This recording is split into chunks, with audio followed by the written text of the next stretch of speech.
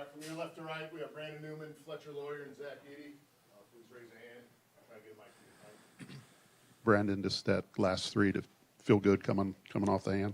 For sure, 100% felt good coming off. I mean, we had 3 more points, before I shot it. So, any basket we were getting down the stretch, we needed them all. Just the difficulties of trying to find open looks tonight. How hard was it?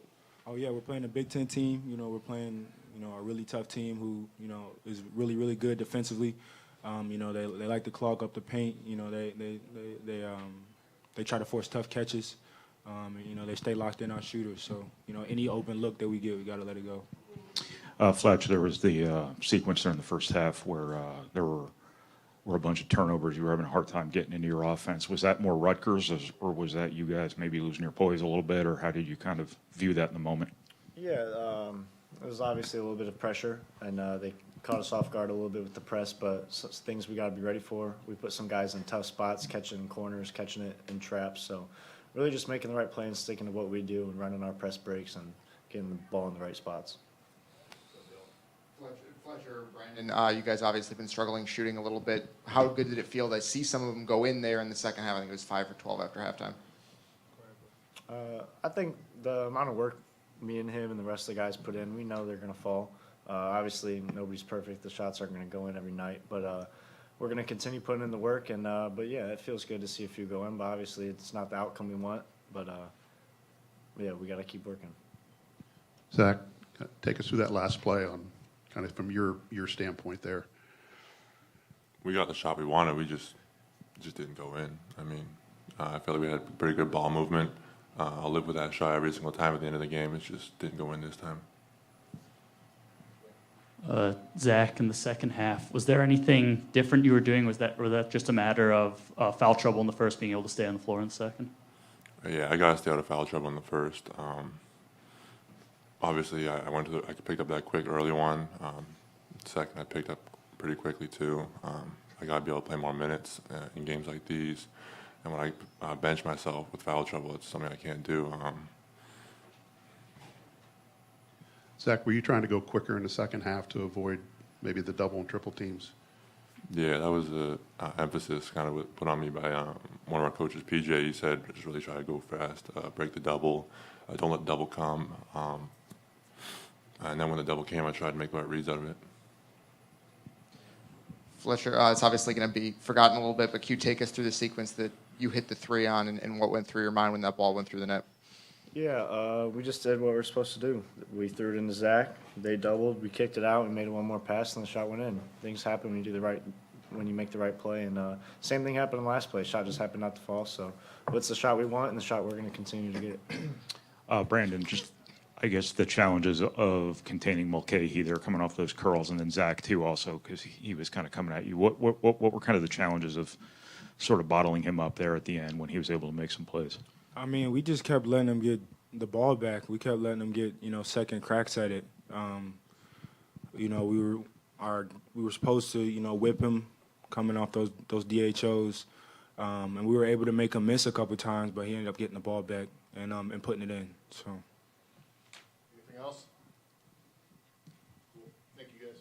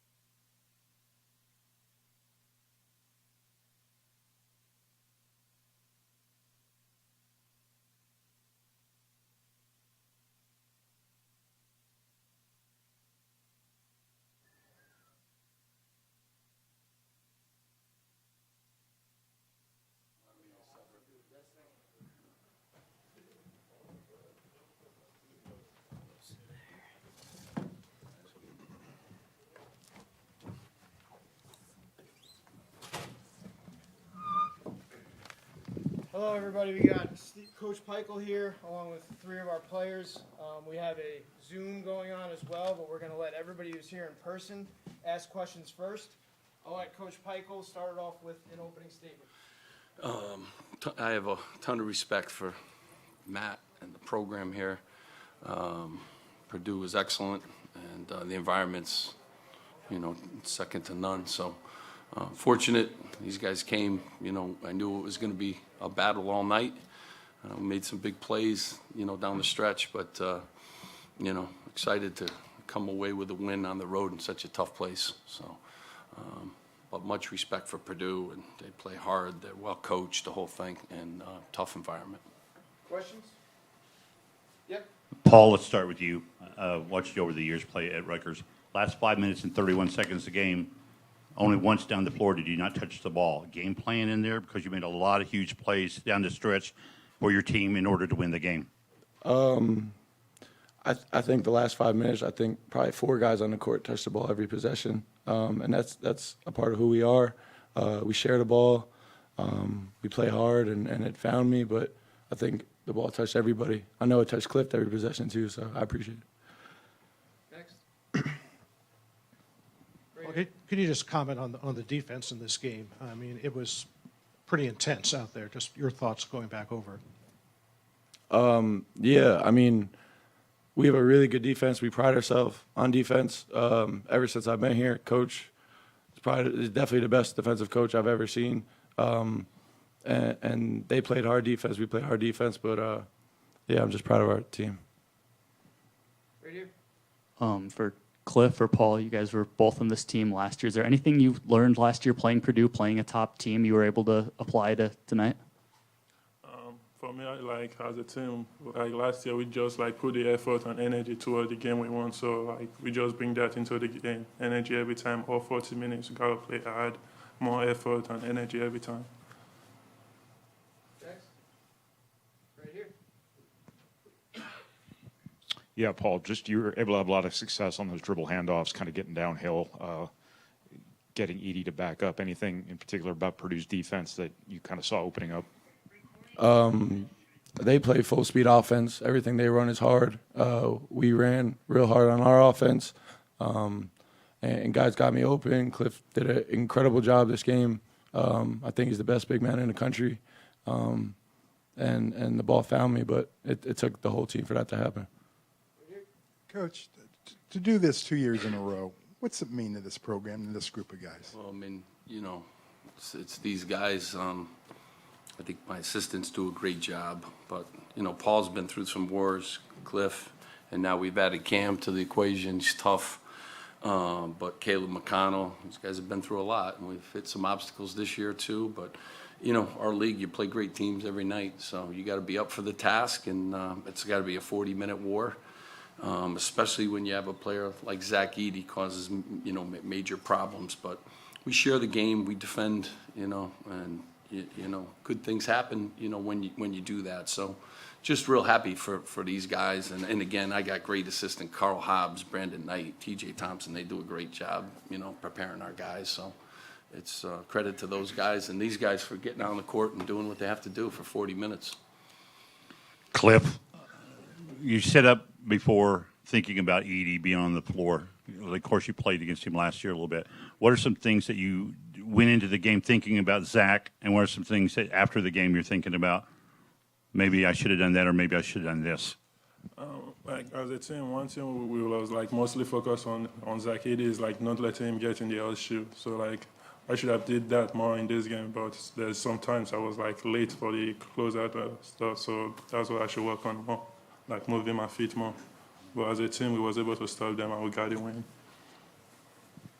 Cam, take us through that final shot. Have you hit a bigger shot in your life? Probably not. But no, credit to my teammates and coach drew up a great play, and with how they played it, we kind of had to go to something else. But Paul was able to get into the lane and find me, and luckily the shot went in. But credit to Paul for being able to find me there. He told us he was making the shot, so he knew what he was doing. Cam, where were you last year when Rutgers beat Purdue at Rutgers, and then how much did you hear about that game once you got into the program? Yeah, I definitely heard about it in the recruiting process, and it was a cool game for the program for sure. Funny because I looked up all the college basketball scores, and I saw that Rutgers beat Purdue, so I went and watched the highlights, and it was one of the better games that I've ever seen. So just to be able to do it again at Purdue is pretty cool. Where were you last year? Did you watch the game last year? I didn't watch it live. I had to go back and watch it, but yeah, it was a special win last year for sure. Hey, Steve, one question. Ohio State, Indiana, Ohio State, Purdue. You played tough 3 games starting out. What did you learn from your team after these 3 games? I mean, we've been, resilient, all year. We had a lot of injuries early. Paul was out, and Caleb McConnell, who is an important guy for us, missed, some games, and our young guys got some valuable minutes. But this group has been real cohesive and locked in, especially, on the defensive end. And we passed the ball. I mean, he had 6 assists tonight, too, and 0 turnovers. So, I've learned a lot, but, this league is tough. Indiana's really good. Every team poses different problems. Ohio State is terrific on the road there, and obviously Purdue. So, we got to keep getting better, and this is a good group. They work at getting better. They attack film. They get in the gym. They do some great things, and it shows. And what were your emotions as the game ended, knowing that you had the winning shot, 15,000 screaming Purdue people out there, if you managed to do it? Yeah, I don't really focus on that too much. Just every play matters in my opinion. So it was just team effort all the way, and I thought we were very connected tonight and stayed poised throughout that whole second half. They made a run, but thought we stayed poised and just so proud of our guys. Right here. Coach, what was the game plan on the final possession for Purdue? The ball out of Edie's hand late, obviously. Yeah, I mean, again, we just tried to do a really good job, kind of send an extra guy down there, but, they have really good players. So, I told these guys coming into the game, it's not just Edie, they all can play. So every guy has a chance to score. And Newman came in today off the bench and was excellent. And, they have a lot of weapons. So it's not just about him. And I said to our guys, if you focus too much on him, the other players are really good. And that's why they're number 1. You good? Guys, we're going to take a few questions on our Zoom with our local media. Thank you. Yeah. Are you guys good? You guys good? We can do this back. Thank you guys so much. I appreciate it. All right, guys, we're going to set you up with Coach in a little bit here.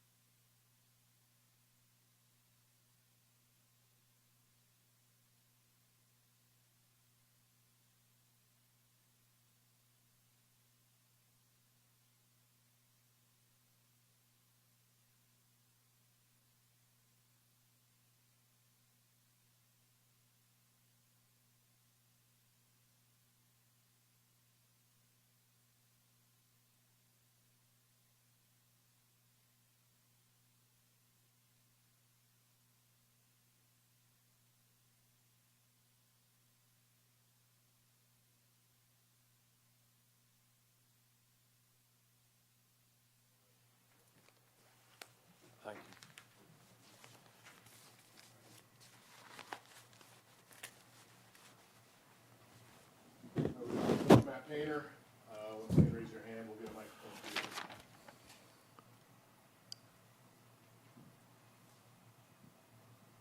you. Anyone? Mike? Matt, just how much their defense kind of make you uncomfortable on offense and not being able to get the open looks that you wanted for a majority of the game? Right. No, I thought our looks were pretty good. I thought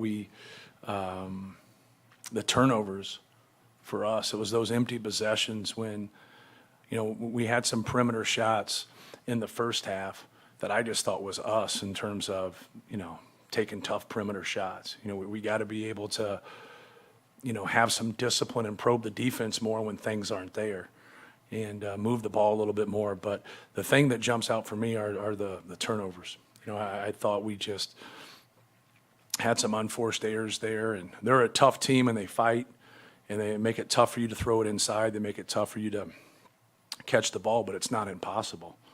And we just had to show more resolve. But, at the end of the day, I just thought that Rutgers was, mentally and physically tougher than we were, even if we'd have won the game there. We put ourselves in a position to where if we can get a stop, we probably do. And, but, I just thought Rutgers was really good.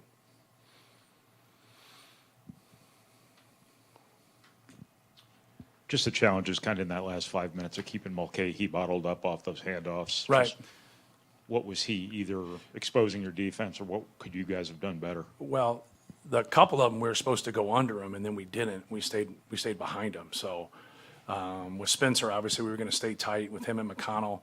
In some of those dribble handoffs, we were going to get under it. And then when we didn't, and then they shot it, what really got us was McConnell's misses that he got back. That's 5 points right there. He gets an and one on one of them, then he just gets a regular putback.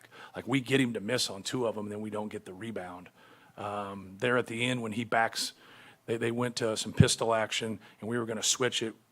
Braden sees it, switches it, and then they go on a dribble down. And we normally double with our guard on a dribble down in a mismatch, and we said, absolutely, we're not going to do that because we were going to stay home on Spencer and really stay home on any perimeter. We weren't going to let them shoot a three. And then if we were going to have help, we were going to have Zach come over. If they did a flip up to Big Cliff, 2-2 and the game's tied. And so that's what we talked about in the huddle, and we didn't do that. Now we gave too much help on Mulcahy, and then he whipped it out there, and then we left our feet when he shot faked. And obviously the rest is history.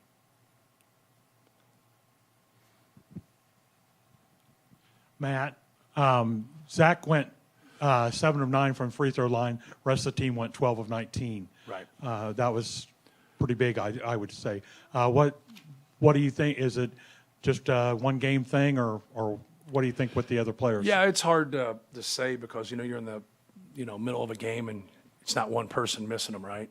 It's multiple people missing them and stuff. So just got to concentrate. Just got to work on it. When you do good things and you don't get any points for it, that's it's frustrating, but it's not more frustrating to the person who actually misses them, right? They're not trying to miss free throws. Those are things as a coach. You obviously work on it and you put in time, but when it does happen, an open three miss, a free throw miss, like, guys aren't trying to miss things. It's when you don't box somebody out or you turn the ball over. Those are the things you get frustrated, with. You talked about them being mentally and physically tougher than you guys. Yep. That's obviously something you've been really good at this year. Were you surprised by that at all? Is that something that you think is a little bit? We have some youth, on our team, and just like, Mag's third year, Cliff's third year, Paul's fourth year, Spencer's fifth year, Caleb McConnell's fifth year, but they have a lot of, kind of that corporate DNA where they have a lot of returning guys. I think they had a couple losses where I don't think they should have lost. They had some things go against them, obviously, in a couple games. They were right there, and they could have won it very easily. They're a really good team. But no, it's, it's a good learning lesson. We had it happen, I don't know, 5-6 years ago when we got beat by Minnesota here, and we ended up winning the Big Ten. But it was just like Minnesota was better than us in that game. They were tougher than us. They were better than us. They made more shots. This wasn't as much of shot making as was like, we've dominated the glass. We've taken care of the basketball, and now the possessions are even. And you see where the game went, one possession better, right?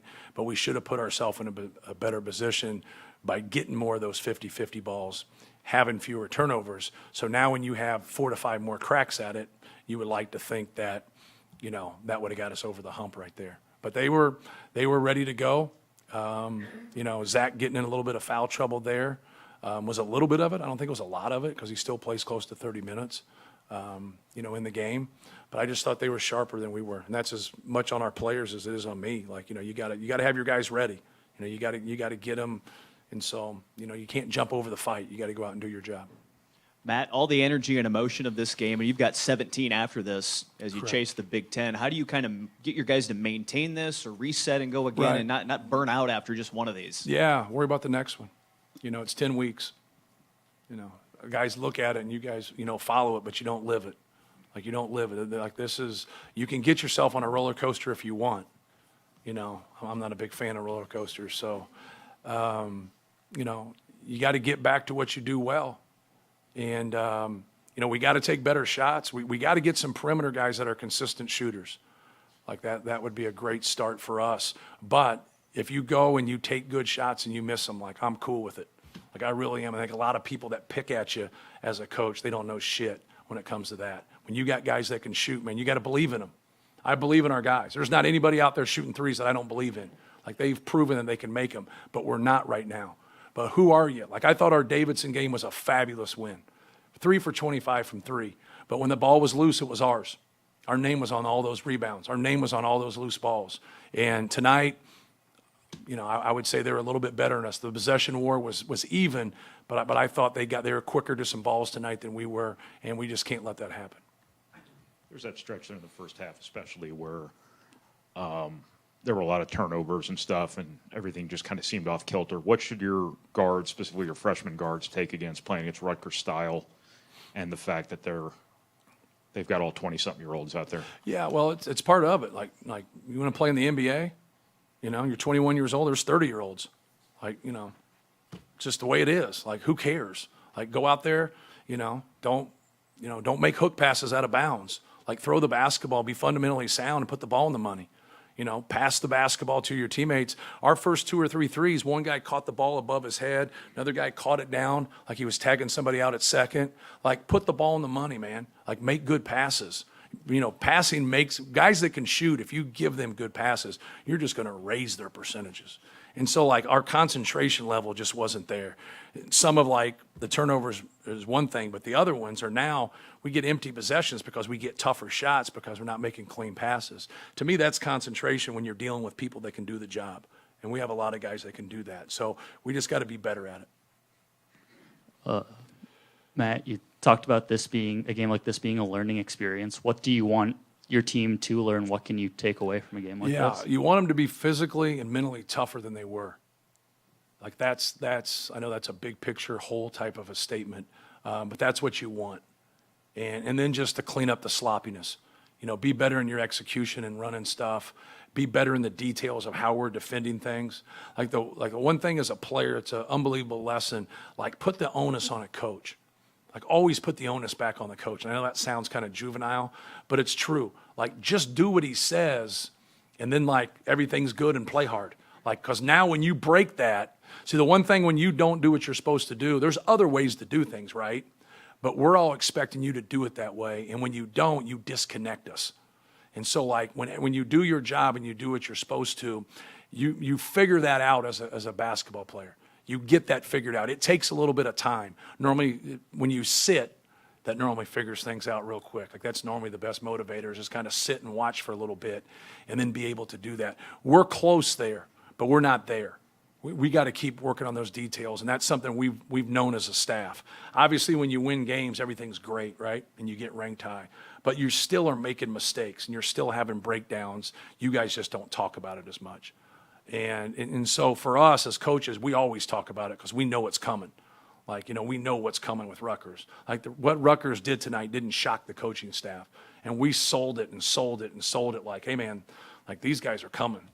Like, if we were going to war, we'd stop by New Jersey and pick them up. Like, you know what I mean? Like them cats, they play for keeps. And we explain that to them. And so, like, right now we got to learn to play for keeps. Like, you know, you get in that pickup game, and if you lose, you got to wait an hour before you can get back on there. Like, we don't want to wait. We want to keep hooping. and keep playing. We got to get grimy. We're not very grimy right now. Matt, following that train of thought, with the experience Rutgers does have, how do you look at Newman and Smith's play tonight compared to that? Yeah, well, I thought Newman did some good things for us. You know, I thought he had a couple questionable ones early, but I thought he did some good things. He had a couple breakdowns there defensively, where McKay was going. We had him on McKay when we're going a little offense defense. So it was like you get stuck when there's no dead ball. So like, and sometimes you just let it ride because you want to keep that on offense or vice versa, right? And so like you get with that. I thought it was Braden's worst game. Braden didn't have a good game. And it's one of those things that you don't want to be too harsh with the young guy. But like it's what all young guys, what he has in front of him, he's earned, right? He's earned it. He plays 30 minutes. He has the ball in his hands. He's a really good player. But we need more from him, from a competitive standpoint. Like I thought tonight was the first time that, competitively, like just like jump into that fight and roll. And he wasn't quite there. But it's kind of part of it. It's kind of part of a learning curve, that you got to learn from. But I don't think anybody was an exceptional from a defensive standpoint. Matt, when you're in the grind of the Big Ten and you're trying to learn and you're trying to develop, is it not the worst thing in the world to have all the outside noise of the #1 ranking carrying along with you? Yeah, but there's always going to be noise if you want to listen. I think that's the key. Like, who's listening? Like I have a choice to listen or not listen, right? Like you guys can say whatever you want. Other people can say whatever. I don't care what you think. Like people will say things and they'll be like, well, if you guys do this or you should play this guy, whatever. If you listen to those people, you'll be sitting with those people. I promise you that. Everybody, like you have to please what's best for Purdue. And that stinks sometimes because I want that individual player to play more and do better. Like, you know what I mean? Like that stinks. Like I hate that as a head coach. I loved being an assistant coach because I never felt that burden. I hate that burden. All right. But I'm not going to go away from that. I'm still going to do what's best for Purdue. But our society and how everything is with information stinks for them, not for me. Like, this is my job. This is what I do. So when someone ridicules you or says something, a lot of times it's right. It just is. It's like, hey, man, your team wasn't very tough tonight. That's my fault. But when they're 19, 20, 21, 20, it affects them. It affects them. And you really got to coach them so that hopefully that it doesn't affect them at least as much. But once they start to learn it doesn't matter, like just, it's like your own family. Like, it matters what your family members say. It doesn't matter what other people say about your family. Same thing with the basketball program. It doesn't matter what other people say. But being the #1 team in the country, like now when you haven't been through things like that, or we have been through that for the people that have returned, like it's really not that big a deal. Like no matter what you do, someone's going to say something. Like just, keep your way about it, have, good headspace and go out and have fun. Like you got to force yourself sometimes to block it and just have fun. And then there's other guys that don't pay attention to anything, including me. And so like they definitely shouldn't be, struggling because to them it's just like they just go out and kind of happy-go-lucky. But it's different for young guys now. Like it's kind of microwave. Like they get, if you're a top 20 player and all of a sudden you stay in college for 2-3 years and it's like, well, what's wrong with him? Well, nothing's wrong with him. It's hard. It's hard being good. And it's not a talent game, it's a production game. So you just got to like get with each guy and how they are and how they deal with things. But you just don't know what they're kind of going through. But so much comes to them, with the information flow. Anything else? Thank you, guys. Thanks, guys.